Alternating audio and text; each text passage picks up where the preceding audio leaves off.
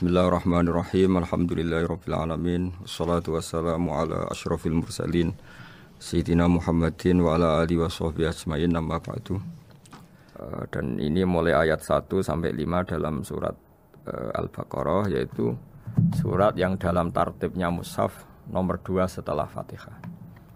Jadi kalau dalam ulumul Quran disebut ada surat yang berdasar nuzulul Quran, yaitu surat Iqra, kemudian Muddatsir. Ada urutan surat yang berdasar tartibul mushaf, yaitu yang kita punyai sekarang, yaitu Fatihah, terus Baqarah dan seterusnya. Dan urutan-urutan ini pun sesuai petunjuk Rasulullah SAW. Mari kita mulai dengan surat Al-Baqarah.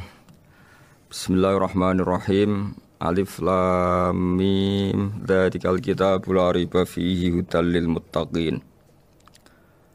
Di sini diterjemahkan Alif lam mim, ini termasuk ayat-ayat yang oleh para ulama dianggap mutasyabihat. Artinya kita tidak boleh memaksakan maknanya. Kita cukup iman bahwa itu dari Allah SWT. Ini termasuk ayat-ayat yang kita percaya bahwa ada makna yang diinginkan Allah, tapi kita tidak perlu menduga-duga apa sepersisnya makna itu. Dzalikal kitabul la raiba fihi, kitab ini tidak ada yang diragukan. Hudal lil muttaqin, petunjuk bagi mereka yang bertakwa. Muttaqin dari kata kerja ittaqa yattaqi ittiqaan. Maknanya adalah menjaga diri. Ada 3 kelas muttaqin dalam terminologi para ulama, istilah yang dikeluarkan para ulama. 1, muttaqin orang yang menghindari perilaku syirik atau perilaku kekafiran.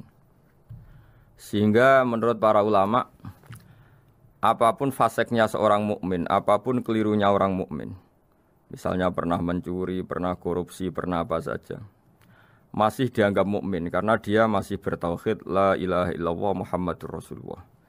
Ini muttaqin yang paling kelas pokok, kelas bawah. Kemudian ada muttaqin kelas kedua, yaitu mereka yang menghindari dosa besar tapi tidak bisa menghindari dosa kecil. Misalnya bisa menghindari dosa zina, tapi dia bisa menghindari dosa melihat perempuan yang bukan mahramnya, yang bukan halal bagi dia.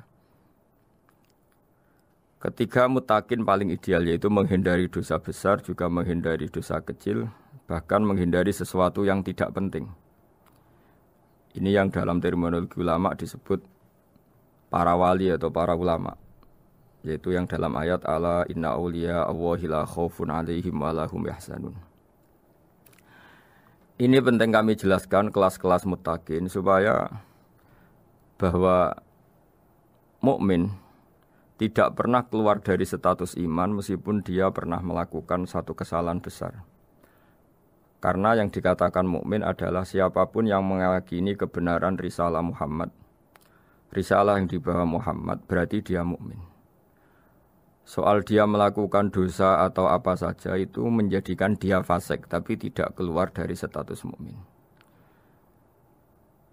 Ini yang dimaksud dalam sebuah hadis, man qala la ilaha illallah dakhalal jannah. Siapapun yang pernah melafadzkan la ilaha illallah iman, maka dia pasti nanti masuk surga. Kemudian ada beberapa pertanyaan dari para sahabat dengan masa lalu orang itu yang macam-macam, Nabi tetap menjawab meskipun dengan masa lalu yang macam-macam.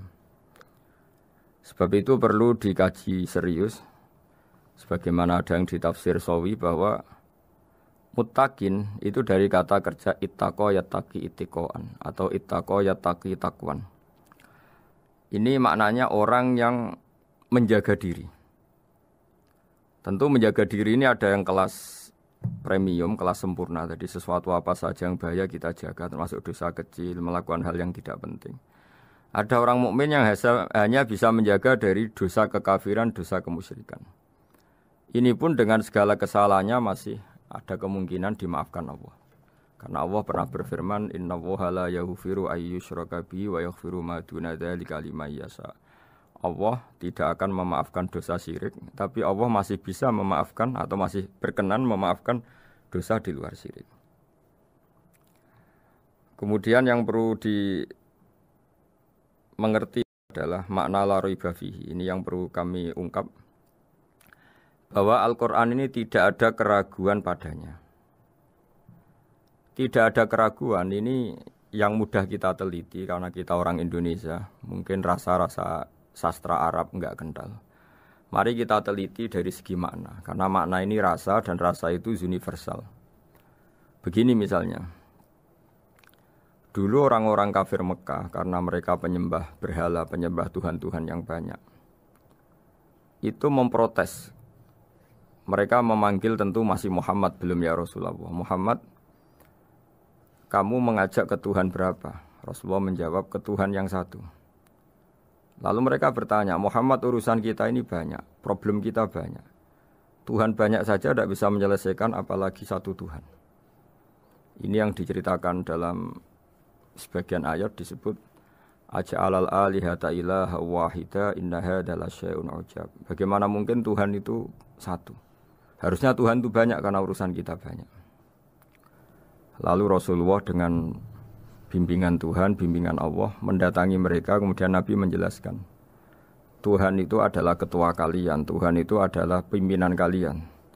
Bagaimana kalau Anda jadi pembantu kemudian punya majikan banyak, punya penguasa banyak, punya tuan banyak. Kemudian semua tuan-tuan Anda ini memerintahkan Anda dengan perintah yang beda-beda. Apa kalian mau punya majikan atau pimpinan yang banyak? Mereka menjawab tidak Muhammad. Terus mereka akhirnya sadar bahwa problem Tuhan banyak itu tentu lebih sulit, lebih problem. Karena nanti perintahnya beda-beda, keinginannya beda-beda. Mereka akhirnya tersadarkan bahwa sebaiknya atau seharusnya memang Tuhan itu satu. Jadi Rasulullah SAW menjelaskan logika bertauhid itu dengan sekian variasi, dengan sekian logika. Kemudian Nabi kedua juga menjelaskan logika kompetisi. Kata Nabi yang karena bimbingan Allah diberi satu pengertian. Andai kan Tuhan itu 2 atau 3, kemudian berebut dalam tahta aras atau tahta yang di alam raya ini. Sebagaimana lazimnya para penguasa. Maka pasti ada yang menang, ada yang kalah. Dan yang kalah tentu gak layak sebagai Tuhan. Ini yang disebut wala ala ba'duhum ala ba'd. Tentu kalau Tuhan itu banyak, mereka akan berkompetisi, akan bertarung. Dan pasti pemenangnya ya satu, karena memang layak jadi Tuhan tetap satu. Sadarlah bahwa orang-orang kafir Quraisy, orang-orang kafir saat itu sadar pentingnya bertauhid. Ketiga, Nabi juga menjelaskan tauhid secara ilmu logika. Kalau dalam teori ilmu tauhid yang agak jelimet dijelaskan begini. Jika ada 2 Tuhan, maka alam raya ini enggak menjadi alam. Logikanya adalah 2 Tuhan ini bisa kamu katakan sama-sama kuat. Ketika sama-sama kuat kemudian ingin menciptakan langit. Yang satu ingin menciptakan bumi. Yang satu menolak menciptakan bumi misalnya. Atau yang satu ingin menciptakan langit, yang satu menolak ingin menciptakan langit. Kemudian ternyata bumi ini terbukti wujud. Logika awam adalah yang berhasil menciptakan bumi berarti Tuhan. Yang gagal atau kudrohnya gagal, kemampuannya gagal tidak bisa menciptakan bumi, gagal menjadi Tuhan. Ini logika awam. Logika ini pun kita terima. Tapi kalau menurut logika ahli tauhid, ahli pakar-pakar logika, cara berpandangan begini. Ketika Anda mengatakan ada 2 Tuhan yang sama-sama kuat, kemudian terbukti yang satu mampu menciptakan bumi, yang satu tidak. Bahasa Anda mengatakan sama-sama kuat ini sudah batal dari awalnya, karena terbukti bahasa Anda salah, sama-sama kuat ternyata yang satu tidak mampu. Sehingga dalam pikiran orang-orang ahli tauhid mengatakan membayangkan Tuhan saja itu enggak kebayang karena turunan kata ini pasti selalu salah. Karena tadi misalnya dikatakan andai kan ada 2 Tuhan, kemudian yang satu mampu menciptakan bumi, yang satu tidak. Padahal Anda tadi bilang sama-sama kuat, ternyata terbukti yang satu tidak kuat. Berarti kata Anda sama-sama kuat ini salah. Ini pula yang diajarkan Rasulullah lewat bimbingan Allah, lewat wahyunya yang disebut Lau kana fihi ma alihatun illa wahu la fasadata. Karena kalau ada dua Tuhan, pasti kamu sifati sama-sama kuat. Ternyata sifat sama-sama kuat ini batal demi hukum, karena ternyata yang satu tidak mampu menciptakan bumi. Atau kamu sifati dua Tuhan ini sama-sama lemah. Itu tidak mungkin lagi, karena ternyata bumi ini terbukti wujud. Pasti penciptanya ini tidak yang sangat kuasa. Jadi logika-logika tauhid sedemikian dibangun oleh Rasulullah lewat bimbingan Allah Subhanahu wa taala. Logika keempat supaya kita iman dan tambah kuat imannya adalah logika yang mudah dicerna oleh kebanyakan orang atau yang bisa diindra. Begini misalnya dalam sebuah ayat di surat Al-Kahfi, kemudian di awal surat Al-Ahqaf, kemudian di sebagian surat At-Tur, ada penjelasan begini. Ketika Rasulullah mengajak manusia menyembah Allah, kemudian orang-orang kafir tanya, lalu Tuhan kamu siapa Muhammad? Tuhan saya adalah Allah menciptakan langit bumi. Terus mereka berandai-andai, ada Lata, ada Uzza, ada Manat, ada Hubal. Itu Tuhan-Tuhan kami. Terus Rasulullah bertanya, apakah Tuhan-Tuhan yang kamu sembah itu memberi kontribusi saat langit dan bumi diciptakan? Mereka menjawab, tidak Muhammad, itu Tuhan-Tuhan yang kami bikin.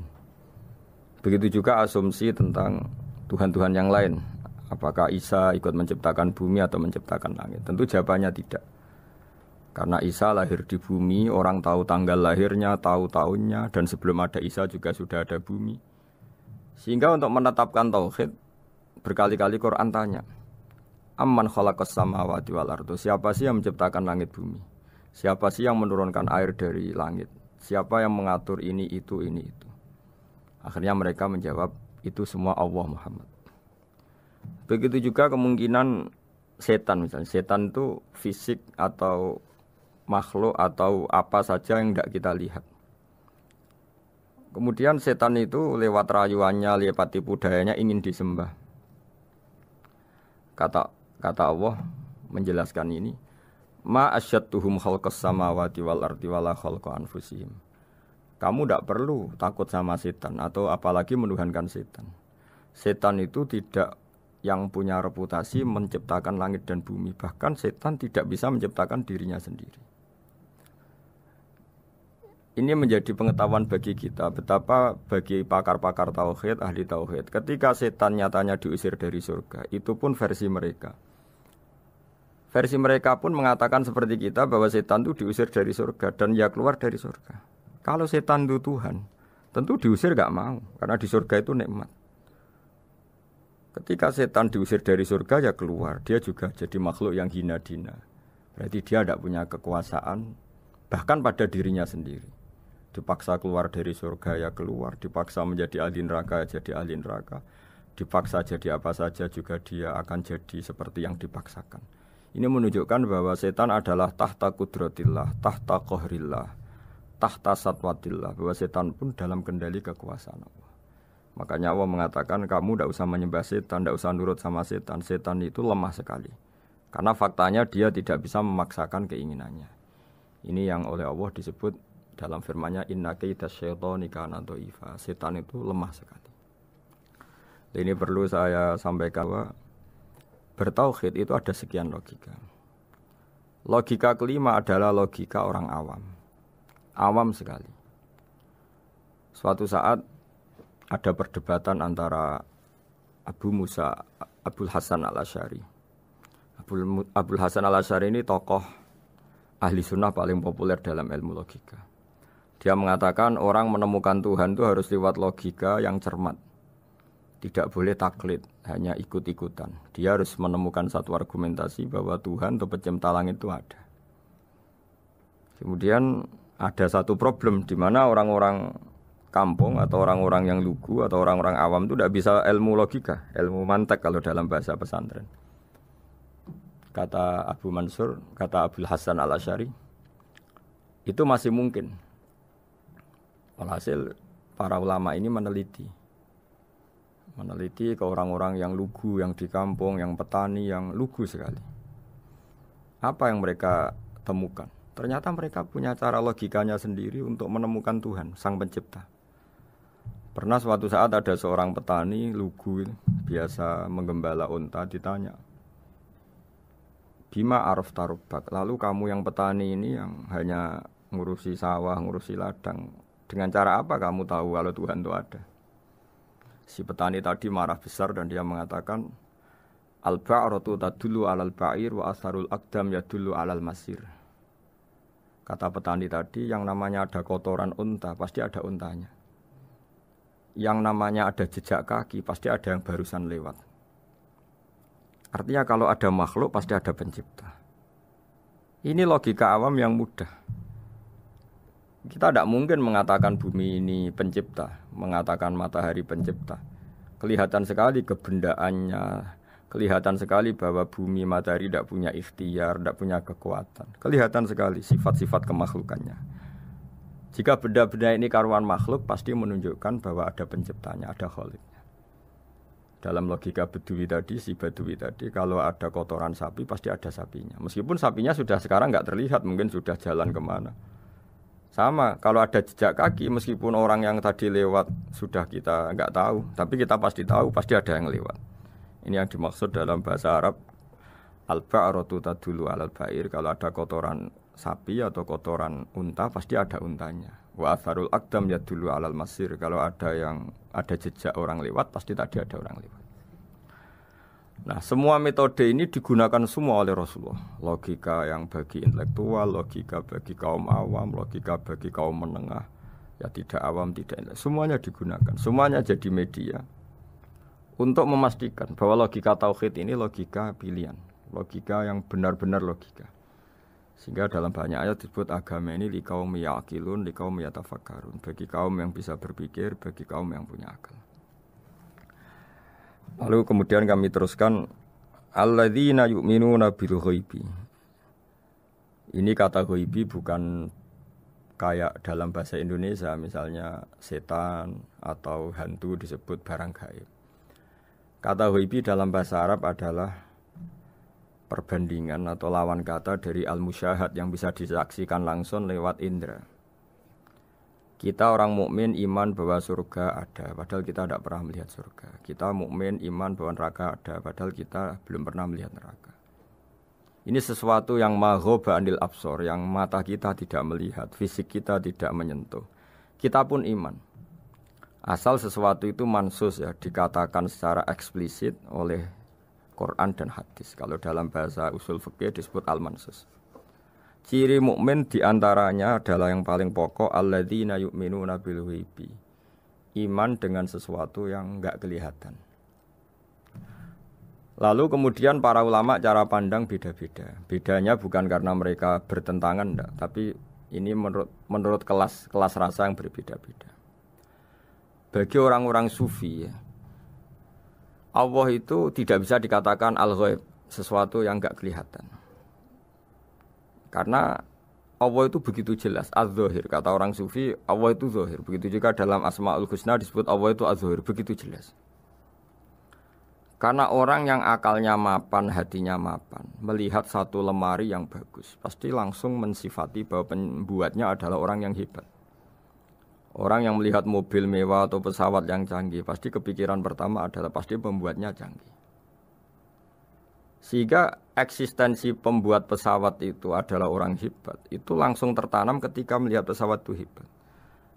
Bagaimana mungkin seseorang ragu akan kehebatan pembuat pesawat ketika melihat detail-detail pesawat? Pasti langsung kepikiran kalau pembuatnya itu hebat. Memutuskan bahwa pembuat pesawat hebat itu tidak harus ketemu yang membuat, juga tidak harus melihat.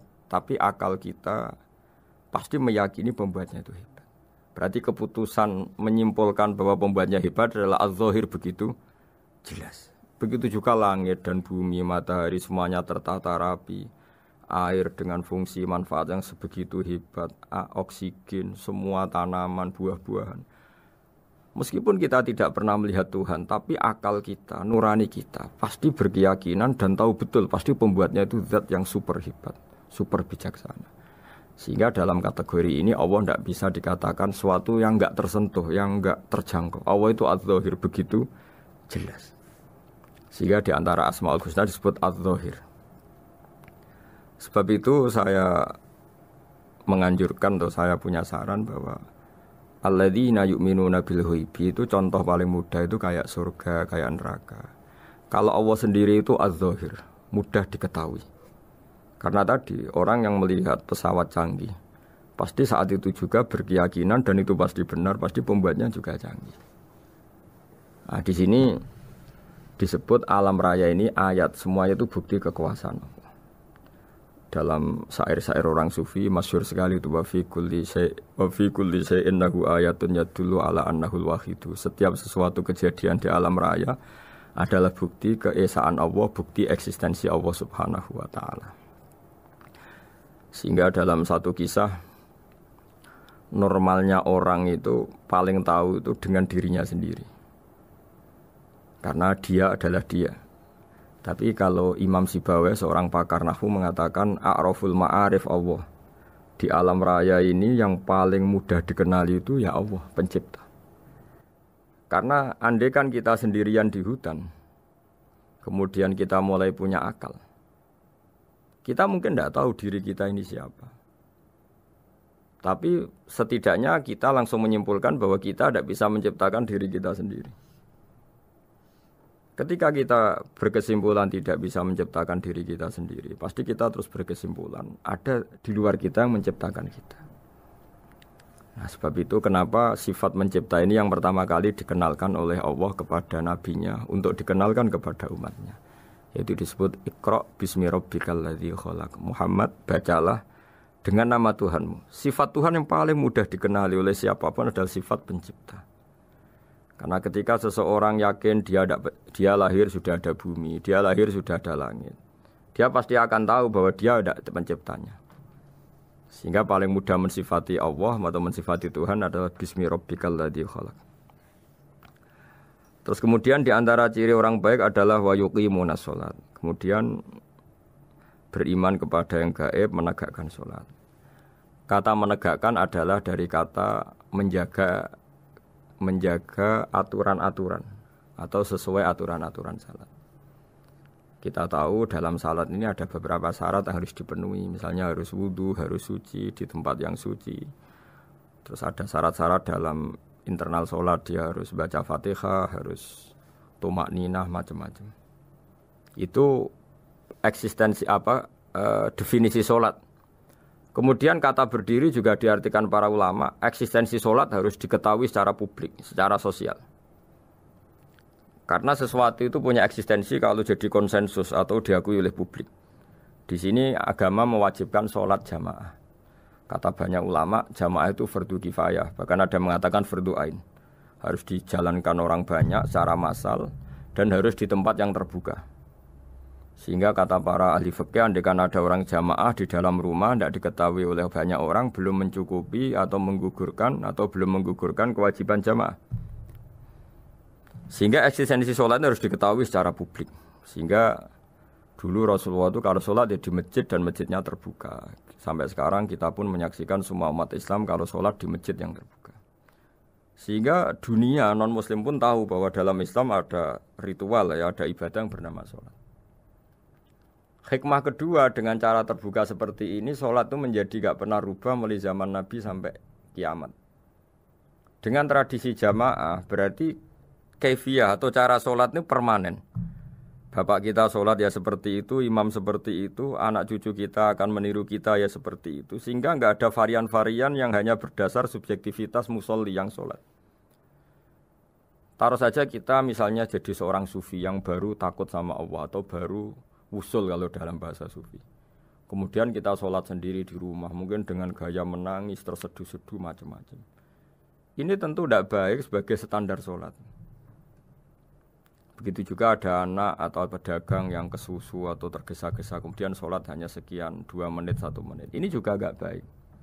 Meskipun itu boleh dilakukan individu-individu. Tapi kalau dalam sholat jamaah, orang harus manut imam, dan ada standarnya, misalnya tumakninah itu biqadri subhanallah, jadi ada ukurannya.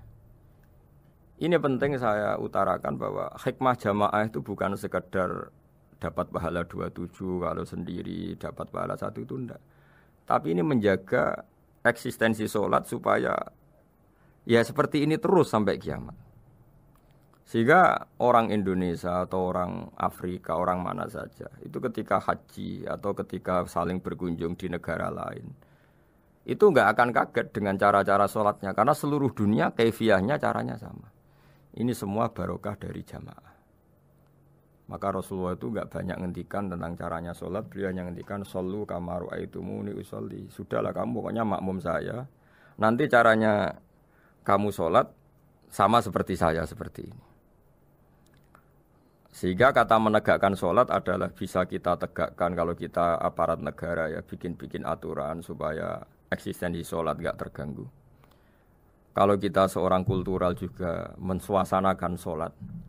Dan supaya kefiahnya atau caranya sholat ini benar, kita tradisikan jamaah. Sehingga anak kecil ngikuti yang besar, yang bodoh ngikuti yang pinter dengan satu cara. Itu barokahnya jamaah. Sehingga wayukimuna sholat itu, sholat kita dirikan baik secara personal. Dengan cara-cara tumak nina, kita suci di tempat yang suci. Maupun kita tegakkan, kita maklumatkan, kita jadikan konsensus bahwa sholat ya seperti ini. Sehingga ada khayal-khayal lagi dalam Islam.